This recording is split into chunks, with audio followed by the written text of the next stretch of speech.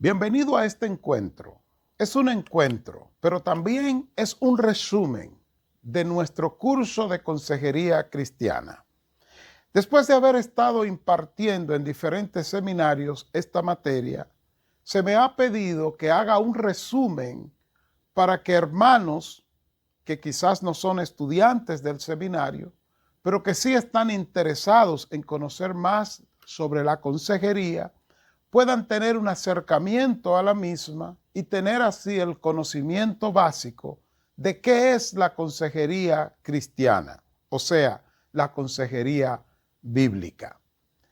Hay un pasaje que está en 2 de Corintios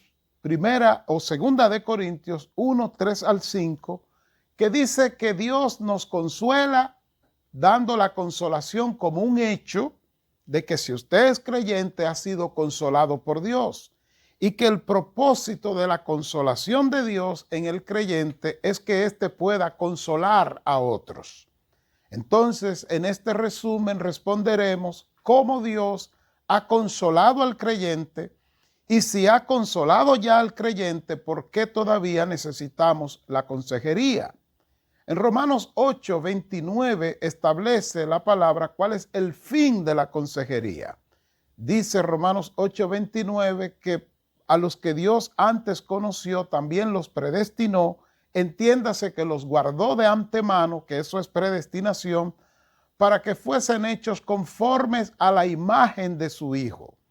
Así que el fin de la consejería, el propósito de la consejería, la ruta que sigue la consejería termina o culmina en la imagen de Cristo conformada en nosotros. Por supuesto, ese es un proceso que dura toda la vida. Y en cuanto a por qué nosotros necesitamos consejería, porque ya vimos que en el texto que mencioné de 2 de Corintios 1, 3 al 5, Dios dice que nos consuela. Y ese consuelo es también consejería. A veces la consejería de Dios llega a nosotros como consuelo, otras veces como exhortación, otras veces como predicación, otras veces como disciplina, pero es lo mismo, es la consejería de Dios, es Dios obrando. Y la pregunta fundamental a responder ahora es, ¿por qué necesitamos consejería? Pero yo quiero hacerle la pregunta diferente. ¿Cree usted que hay un ser sobre la tierra, un ser humano que no necesite consejería? Pues fíjese que todo ser humano, después de Adán y Eva, necesita consejería. ¿Por qué? Porque la Biblia establece en el libro de Génesis capítulo 1, 26 y 27 que Dios nos hizo a su imagen y a su semejanza. La palabra imagen en Génesis 1, 26 y 27 es la palabra hebrea teselén, palabra que significa sombra, proyección, y esa sombra, proyección se ve clara en Génesis 2:7, donde dice que Dios nos hizo del polvo y sopló el aliento, o sea, el espíritu, y vino a ser el ser, vino a ser ese ser creado por Dios del barro, vino a ser un ser viviente. En la traducción más antigua, en el hebreo, se ve mejor o se lee mejor un ser espiritual con vida en el mundo físico. Eso vinimos a hacer.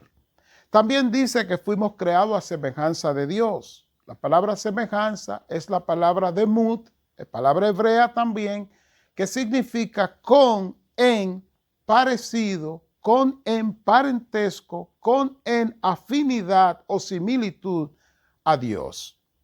Ya vimos que la imagen se ve en el espíritu que Dios puso dentro, Génesis 2:7. Y las semejanzas son características que solo Dios posee y que por su gracia Él quiso compartirla con nosotros. Es que a diferencia de los animales, el ser humano es un ser que además de ser religioso porque es a imagen de Dios, o sea, tiene el espíritu que Dios puso, y eso hace que el ser humano viva en una búsqueda de Dios a diferencia de los animales, pero también el ser humano piensa, razona, perdona, ama, comunica con un código inteligente que incluye el razonamiento Y todas esas son características que se muestran en la Biblia de la semejanza de Dios en nosotros. Así que eso nos hace un ser especial. ¿Sabe usted que cuando fuimos creados a imagen y semejanza de Dios, recuerde, Tselem, imagen, proyección, Demut, con afinidad, con parentesco, en similitud a Dios, éramos creados en Adán y Eva de forma perfecta? Dice el texto sagrado, la Biblia, que Dios nos puso en el huerto de Edén. El huerto de Edén representa la majestuosidad y la grandeza como la gracia de Dios, porque al ponernos allí en Adán y Eva, nos estaba dando un sentido de propiedad y de que geográficamente teníamos un lugar. No éramos ermitaños, no éramos errantes, no éramos nómadas. Y Dios estaba allí manifestado diariamente al aire del día, dice la Biblia, en el huerto de Edén. ¡Qué cuadro tan hermoso! Dios nos crea en Adán y Eva y ahora nos pone en un lugar para darnos un sentido de pertenencia, una identidad. Y además de eso, Dios se manifiesta todos los días al mismo día. ¿Y qué pasó? Sabe usted que en el capítulo 3 de Génesis narra que Eva es tentada por el tentador, por Satanás, el diablo, o sea, el acusador, Satanás, el adversario, y ella cede, y los dos ceden, Adán y Eva, comen del árbol, del fruto que Dios le dijo que no comieran.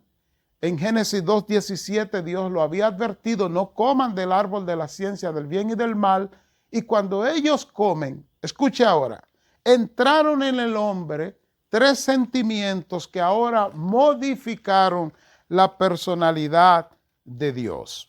El ser creado a imagen y semejanza de Dios, dice que cuando comieron del fruto, versículo 7 del capítulo 3 de Génesis, fueron abiertos los ojos de ambos y conocieron que estaban desnudos, entonces cosieron hojas de higuera y se hicieron delantales. Dice el versículo 8 y el 9 que al oír la voz de Dios que se paseaba en el huerto al mismo aire del día y en el mismo lugar, en el mismo tiempo, dice que el hombre y la mujer se esconden porque tuvieron miedo. Cuando Dios llama al hombre, versículos 9 y 10, y le pregunta que qué sucedió, éste responde que se escondió de la voz de Dios porque tuvo miedo. Pero fíjese que cuando Dios le pregunta, ya vimos vergüenza en el versículo 7, que se ponen delantales, se hacen hojas, se cosen con hojas, hojas que han de secarse y volverán a estar desnudos, se esconden de la voz de Dios porque tienen miedo. Y lo más sorprendente viene ahora. Cuando Dios le dice en el 11, ¿quién te enseñó que estaba desnudo? ¿Has comido del árbol de que yo te mandé no comiese? Escuche lo errático, lo desatinado y desconectado de Dios que está el hombre ahora, que le dice, señalando a Dios, la mujer que me diste por compañera me dio del árbol y yo comí. Algunos infieren que Adán culpó a Eva, pero no. Adán estaba culpando directamente a Dios al decir, la mujer que tú me diste me dio del árbol y yo comí. El Señor se vuelve a Eva y pregunta qué es lo que has hecho, y ella acusa a la serpiente. Ninguno de los dos reconocen lo que había hecho, y entonces ahí entra y comienza la necesidad de la consejería. Ahora el hombre, desconectado de la voluntad de Dios, es sentenciado por el Señor en los versículos 16 en adelante, y ustedes conocen lo que ha sucedido después de ahí. Génesis 6:5 dice que la maldad del hombre iba en aumento. Jeremías 17:9 dice que la mente del hombre es engañosa y perversa. La palabra perversa en el idioma hebreo del Antiguo Testamento significa incurable. ¿Qué tan incurable es la mente del hombre? Bueno, Romanos 3:23 en la versión de la Biblia de las Américas dice que es tan incurable que no alcanza la gloria de Dios. Efesios 2:1 dice que antes de nosotros estar en Cristo andábamos resbalando, dice en delitos y pecados, pero la palabra delito en ese texto de Efesios 2:1 en el idioma griego quiere decir resbalar en dirección opuesta al objetivo. El objetivo está aquí y se resbala en dirección opuesta. ¿Qué quiere decir todo esto? Pues que el hombre necesita consejería porque en el huerto de Edén entraron 3 sentimientos llamados sentimientos primarios, miedo, vergüenza y culpa, que modificaron la personalidad creada por Dios, y ahora el hombre sigue siendo a imagen y semejanza de Dios, pero ya no se ve la imagen y semejanza de Dios. Lo que se ve es un ser malvado, un ser desconectado de Dios, un ser perverso que ahora vive hacia el mal o que vive en dirección opuesta a la voluntad de Dios, que es lo mismo. Así que la respuesta de Dios no solamente fue el castigo. Aquí está lo sorprendente, que antes de Dios castigar al hombre, de dictar la sentencia en Génesis 3:16 en adelante, el Señor dio una promesa, Génesis 3:15, usted la conoce. La promesa encierra que el Hijo de la Mujer, Jesucristo, aplastaría la cabeza de Satanás. Y en esa promesa es que muestra Dios su gran amor por la raza humana. Sobre esto, James Giles comenta que el Señor no castigó al hombre condenándolo, sino que primero le dio la promesa de cómo lo iba a absorber. Y ahí comienza el principio fundamental de la consejería. Cito a James Giles en su libro sobre consejería cristiana, página 28, donde él dice: así como trató al hombre, como Dios trató al hombre, los consejeros cristianos no necesitan convencer a la gente de que ellos son pecadores. Más bien, ellos, o sea, los consejeros, se ocuparán de ayudar a la gente a encontrar el escape del pecado y una forma de vida más satisfactoria. Así que cuando hablamos de la necesidad del hombre, de la necesidad de consejería, está fundamentada en los 3 sentimientos que entraron: miedo, vergüenza y culpa, pero también está fundamentado en la esperanza de Dios para el hombre en Génesis 3:15. Lo digo de otra forma. El hombre tiene la necesidad de consejería, de ser ministrado por la palabra de Dios, pero Dios tiene la intención de hacerlo. Está la intencionalidad de Dios de obrar en el hombre. Y esa combinación es lo que forma la consejería cristiana. Y como ya cité a Giles, el consejero cristiano se pone en la mente de Dios y en el lugar de Dios, en esa pasión de Dios, en esa gracia de Dios, para aconsejar a una persona en necesidad. No para señalarle y enrostrarle su pecado y su miseria humana, sino para mostrarle Génesis 3:15, o sea, el amor y la esperanza de Dios. Hablemos ahora entonces de la teología bíblica de la consejería. Vimos la naturaleza del hombre, la naturaleza del ser, cómo fue creado, cómo se dañó, y la esperanza que Dios muestra en Génesis 3:15. Esperanza que va para satisfacer la necesidad del hombre de consejería. Cuando nosotros hablamos de consejería bíblica, partimos de la teología. Esto es lo que dice Lambert en el libro Teología de la Consejería Bíblica, página 2. Para hacer consejería, la teología es necesaria. Y aquí lo cito: la teología es lo que la Biblia en su totalidad nos enseña hoy sobre cualquier tema. Y Lambert continúa diciendo que la teología que nosotros necesitamos para la consejería debe ser actualizada, debe ser actual, debe ser contextual, contextualizada. Lo cito de nuevo. Dice él: no significa que desarrollemos una nueva verdad en cada época. En cambio, significa que tratamos de comprender cómo las antiguas verdades de la palabra de Dios se aplican a nuestro entorno contemporáneo. La teología busca comprender lo que Dios piensa y dice sobre cualquier tema. Esto también lo dice Lambert. Aplicado a la consejería, significa que el consejero parte de lo que Dios establece en su palabra para la solución del problema del aconsejado. ¿Cómo es esto? Bueno, es que la solución que usted necesita y que yo necesito está en la palabra de Dios. Esto está en el Salmo 119:11 expresado de esta manera. He guardado tu palabra en mi corazón para no pecar contra ti.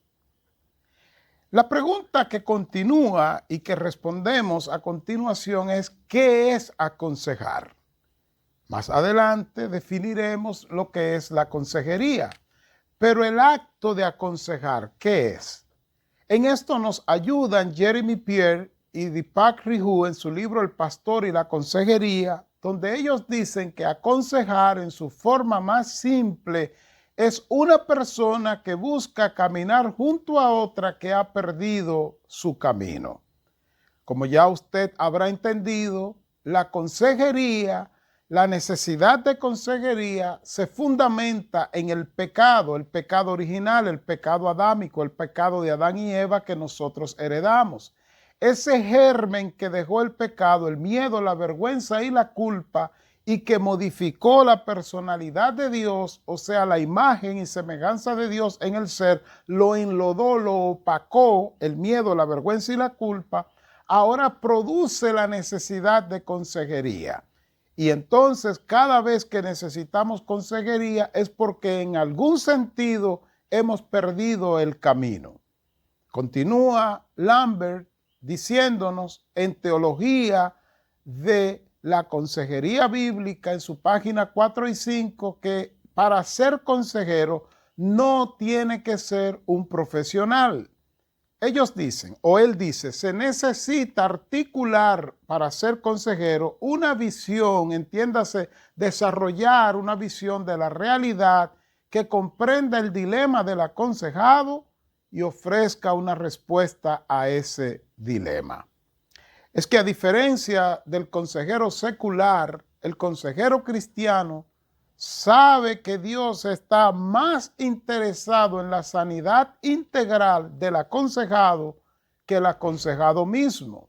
Dicho de otra forma y en palabras más sencillas, cada vez que una persona necesita consejería, Dios está más interesado en la sanidad integral, en la transformación de esa persona que el aconsejado mismo. De ahí que Lambert dice que el consejero debe articular una visión de la realidad que comprenda el dilema del aconsejado y ofrezca una respuesta bíblica, es lógico que sea bíblica, a ese dilema. ¿Qué es entonces la consejería bíblica? Bueno, Jay Adams, que es uno de los hombres más importantes en los temas de la consejería cristiana, define la consejería como aquella que implica confrontación cara a cara de una persona a otra debido a la preocupación amorosa por él con el fin de lograr los cambios que Dios desea en su vida.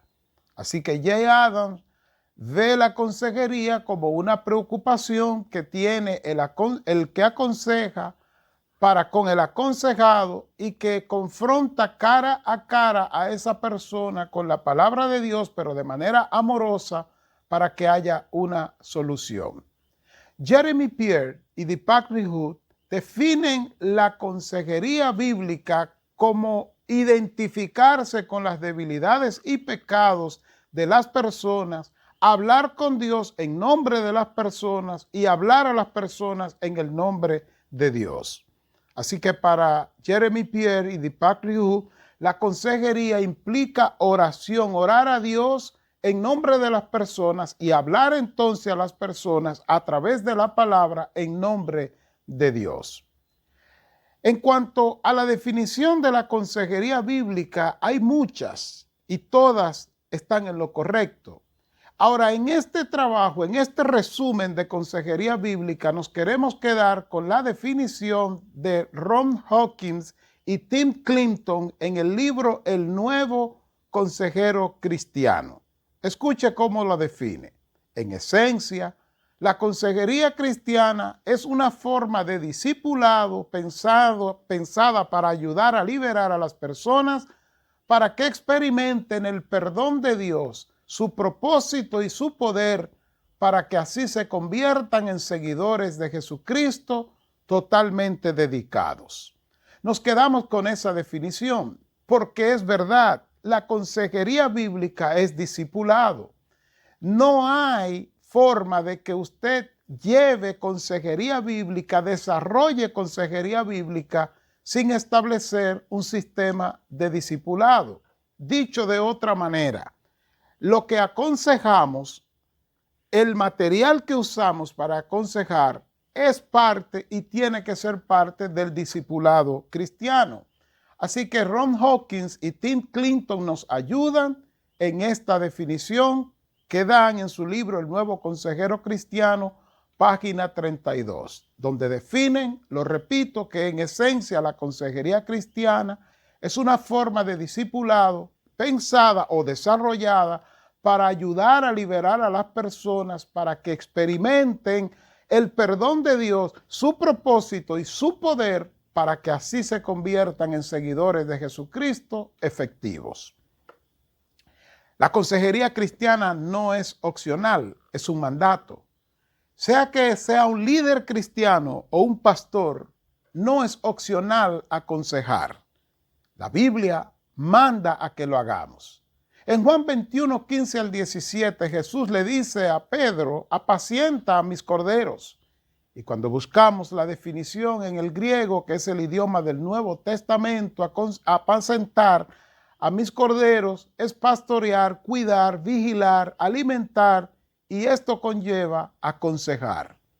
En Hechos 20, 28, el Señor nos manda a mirar por la grey y advierte que esa grey, esa iglesia, ese pueblo, le costó sangre a Cristo. Y ahí está implícito la consejería.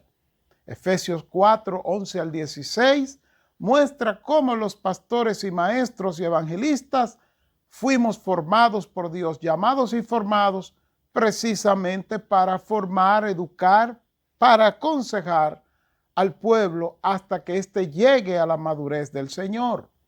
En otras palabras, la consejería no es opcional, es un mandato de Dios a nosotros. Y otra pregunta que debemos responder es, ¿cuál es el instrumento que se usa en la consejería? Usted me dirá la palabra de Dios. Y yo le contestaría, coge el consejero la Biblia y de manera indistinta cita, lee textos aislados, cualquier texto para hacer consejería. La respuesta suya sería no, la mía también. Entonces no se puede decir que lo que se usa para consejería es la palabra de Dios, sino que hay que delimitar esto y decir que el evangelio es lo que se usa y lo que necesitamos usar en la consejería. Hablando del evangelio, el doctor Miguel Núñez lo define como el mensaje de redención, de liberación, llevado a cabo en la cruz, donde Dios Padre crucificó a su Hijo y éste derramó su sangre para el perdón eterno de nuestros pecados, con lo cual el Hijo satisfacía completamente de una vez y para siempre la justicia perfecta de Dios, aplacando su ira contra el pecador y terminando así la enemistad entre Dios y el hombre. Dios hizo esto imputando mis pecados a su Hijo e imputando o cargando a mi cuenta la santidad de Cristo o su carácter moral, lo cual aseguró mi estatus de no culpable ante Dios.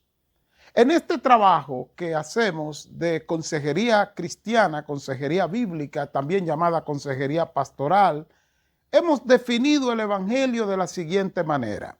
Y esta es la definición que propongo ante usted. No porque sea mejor, sino porque queremos tener nuestra propia definición.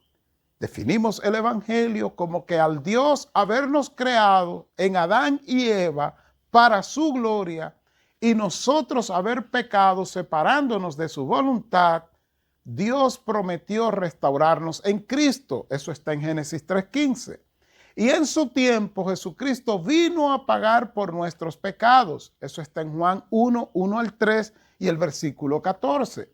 Muriendo en la cruz y resucitando, de manera que ahora todo el que recibe a Jesús como Señor y Salvador de su vida, respondiendo con arrepentimiento y fe, además de salvación, recibe el Espíritu Santo como garantía de que ha de perseverar en su comunión con Dios y como miembro del cuerpo de Cristo, la iglesia, hasta el final.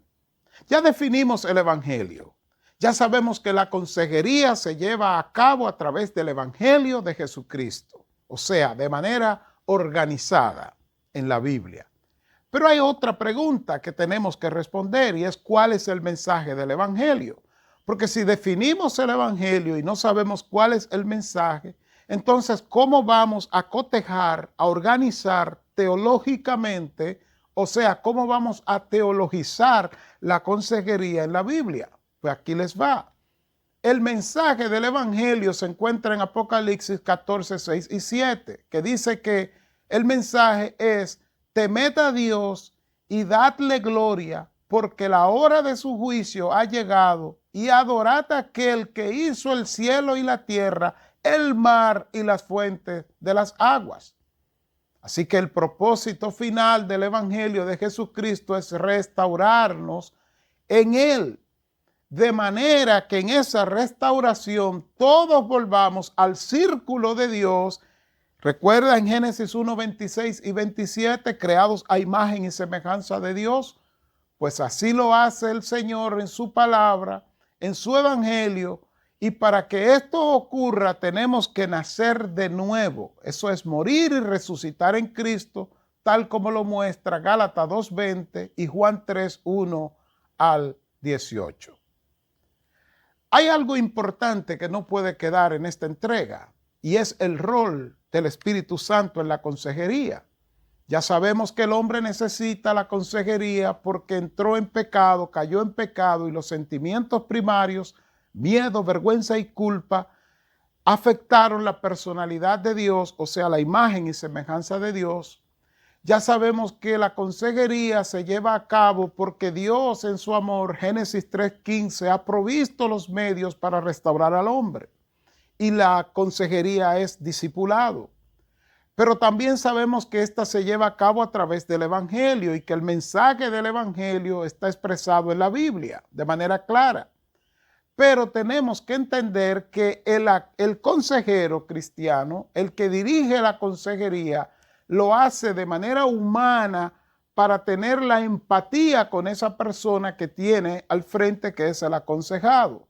Sin embargo, en última instancia, el Espíritu Santo es quien dirige la consejería y la transformación en el ser que se está aconsejando. Es que la forma como Jesús mora en su iglesia, o sea, en usted y en mí, es a través de su Espíritu Santo. Él mismo lo dice en Juan 14, 16 y 17. Yo rogaré al Padre y os dará otro consolador para que esté con vosotros para siempre. El Espíritu de verdad, al cual el mundo no puede recibir porque no le ve ni le conoce, pero vosotros le conocéis porque mora con vosotros y estará en vosotros. Aquí la palabra otro consolador, la palabra otro, es una palabra que en el idioma griego significa otro de la misma especie. No es otro diferente a, sino otro igual que. Así que el Espíritu Santo es la continuidad de Cristo en la iglesia. Cristo lo llama consolador, que es abogado, consejero, ayudador, intercesor y también consolador. También Cristo lo llama el Espíritu de verdad. Eso quiere decir que Él opera a través de la verdad de Dios. Mire usted, según la Biblia, cómo obra el Espíritu Santo. En 1 Corintios 2, 10 al 13, el apóstol Pablo, inspirado en el mismo Espíritu Santo, dice: pero Dios nos la reveló a nosotros por el Espíritu, porque el Espíritu todo lo escudriña, aún lo profundo de Dios. Porque ¿quién de los hombres sabe las cosas del hombre sino el Espíritu del hombre que está en él?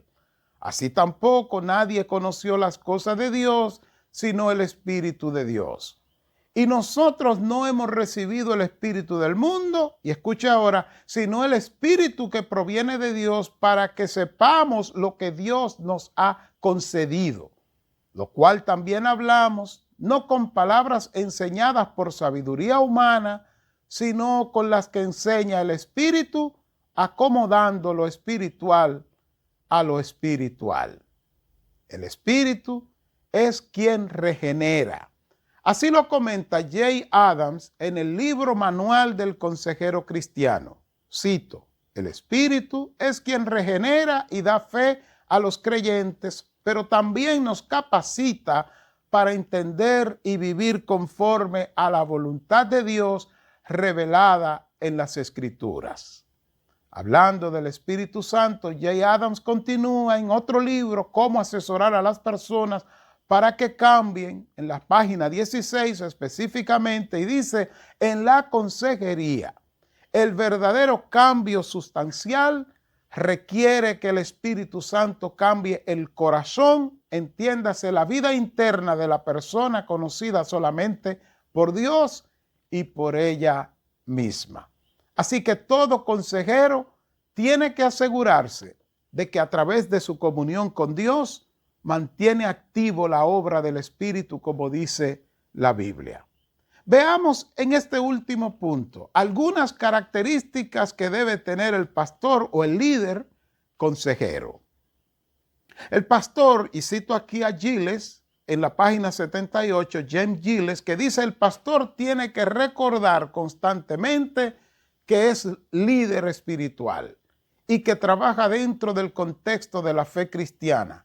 Sus convicciones teológicas formarán la base para establecer el plan de ayudar para los aconsejados. Dicho en palabras más sencillas, lo que está diciendo Giles es: usted como consejero no es un teórico, no es un profesional de la conducta, sino que usted es un hombre espiritual, una mujer espiritual, que usted va a estudiar la Biblia, va a desarrollar una teología sana en cuanto a la consejería, y que va a mantener sus convicciones de acuerdo a la palabra de Dios. Herrera, en el libro Consejería Bíblica para Todos, página 53, cita lo siguiente: el consejero bíblico tiene autoridad, pero esta no le es propia. Le ha sido dada por Dios. La autoridad del consejero reposa en las Sagradas Escrituras. Ya sea que cumplan las funciones de pastor o sea un miembro de la iglesia que aconseja, este ejerce la autoridad que Cristo le ha conferido.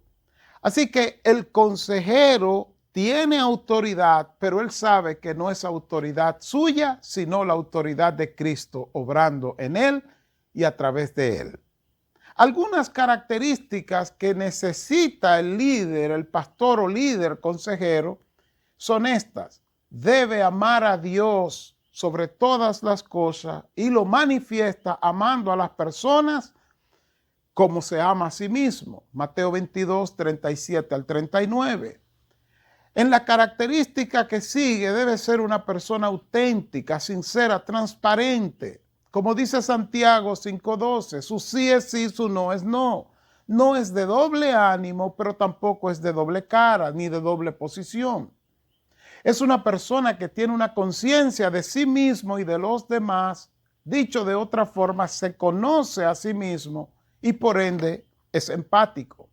En Efesios 4:23 sobre esto nos manda a renovar nuestro entendimiento en la mente, para que así podamos valorarnos y valorar a los demás. En otras palabras, ser empático. Pero también es una persona que se interesa en el bienestar de los demás. Filipenses 2:4 habla de eso. Así que he llegado a la parte final de este resumen, de esta clase, de este curso de consejería bíblica, consejería cristiana, y voy a entregarle otra parte donde le mostraré técnicas que más que técnicas son destrezas, habilidades desarrolladas en la palabra para poder aconsejar. Que Dios te bendiga. Soy Johnny Rafael Báez. En todo lo que hacemos, nuestra meta final es poblar el cielo, despoblando el infierno. Bye, bye.